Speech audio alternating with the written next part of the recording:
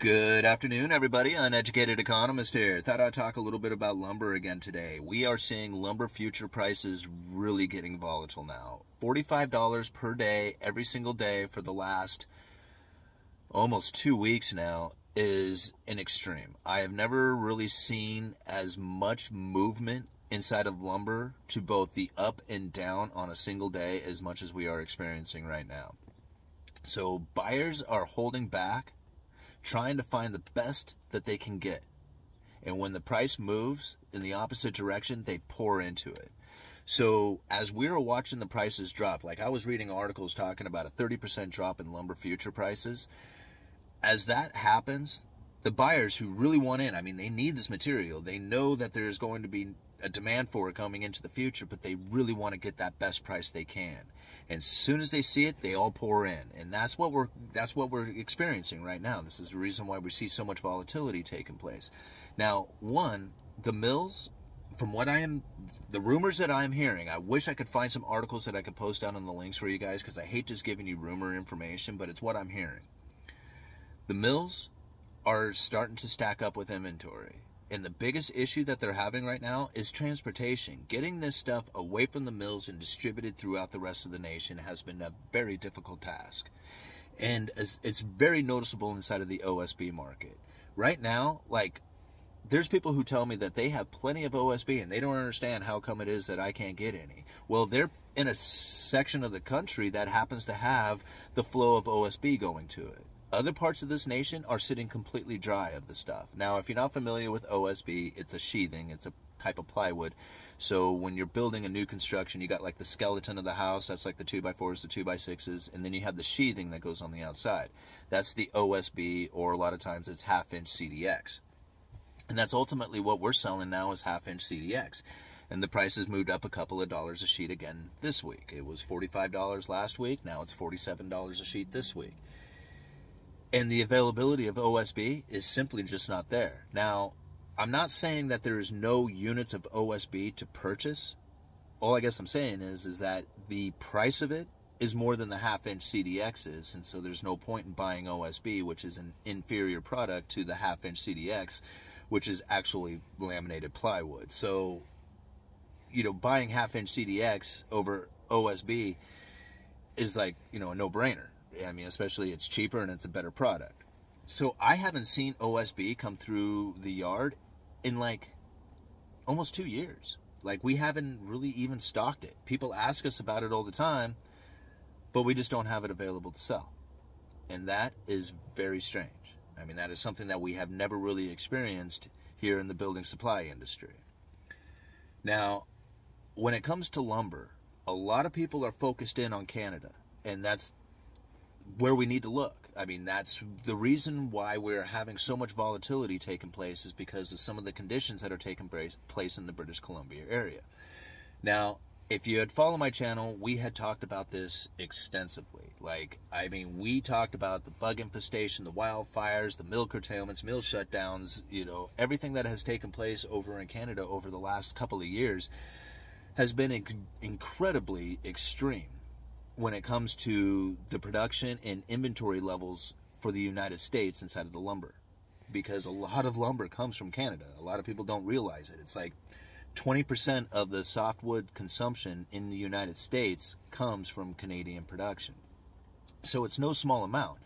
And the issues that take place up there have a major impact on what's taking place here in our industry as far as the lumber goes. Now, we produce a lot of lumber in this country, in the United States, a lot of it. And there is a lot of trees here in the United States. These Canadian mills, they know this. They know the British Columbia area is in a tough spot. Not only have they gone through a major forest depletion due to the wildfires, the bug infestations, just the management of the forest up there, they're in some major conditions going on up there as far as not being able to produce at the pace and the amount that they once did. Now, I'm not saying that British Columbia doesn't produce lumber or they won't produce lumber going into the future. That's not even close. I mean, they're going to continue to produce a lot of lumber out of that area. But the major amounts that they used to push out of there, that's not happening anymore. And it's going to create an issue with the inventory levels. However, that is going to change. And you are starting to see some of these major producers from Canada, they are moving down into the United States, and they're moving down into the southern part of the United States. I'm going to leave a link down in the description to an article that I just recently found talking about this exact thing. And now they say it, even in this article, that it's more about getting access to the trees than it is about the tariffs that are being pushed on the softwoods coming out of Canada. And now a lot of people want to blame like the current administration for this, but this is something that the previous administration done as well. And I'm not picking on any one person or any particular administration or anything like that. I'm just trying to say that it has happened both a few years ago and it's happening again today.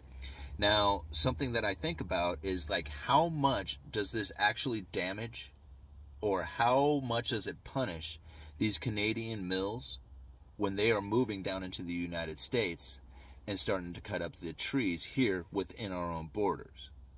Now, something I got to thinking about is that if it's such a punishment on these Canadian mills that they cannot be as profitable producing and cutting out of their own stock within the Canadian borders, that these tariffs are pushing them down into the United States, which is now creating manufacturing here in the United States. It's kind of something to think about. Now, I can't tell you like how long it's going to take before these mills come online. I couldn't tell you how much they're planning on producing. Can't even tell you like how they're going to get it distributed through the rest of the United States. All I know is that it's happening, and that it's big, and that they are going to do it. So give it some time, and we are going to find that the lumber prices and the lumber distribution that we are experiencing right now is probably going to really level out. And when that starts to take place, we are going to have a much more consistent, less volatility, and that is going to create an environment where builders are going to be a lot more confident about building new homes. Right now, it's a logistical nightmare. It is very difficult to try and get new homes built and into the inventory when you have such supply chain shocks, when you have, issues with acquiring the proper material. It is very hard to try and increase the amount of inventory for homes in this environment. However, things are changing. Things are becoming more available. Prior to when lumber ran up previous to this last run up that we had, I mean, when it ran up to $1,700 per thousand, for months ahead of that, lumber was unavailable. I mean, there was times where I could not get certain units, like especially when it came to the pressure treated stuff. These guys had run completely out of lumber. It was so hard to source it out. It was very difficult to try and make the sales and do the projects and make things happen. It was a horrible time. This time around, it seems that it's all available at a price, and that's a little different from anything that we had experienced before. So I feel that the supply chain shocks that we were experiencing within the building industry, although they're still there, like the lead times are still out there a ways, the prices are still quite high, the issues are still there, but they're becoming less of an issue. Like the availability is coming back. The builders themselves are starting to understand how the logistics are now more difficult, but yet becoming easier to try and work through because you're aware of them.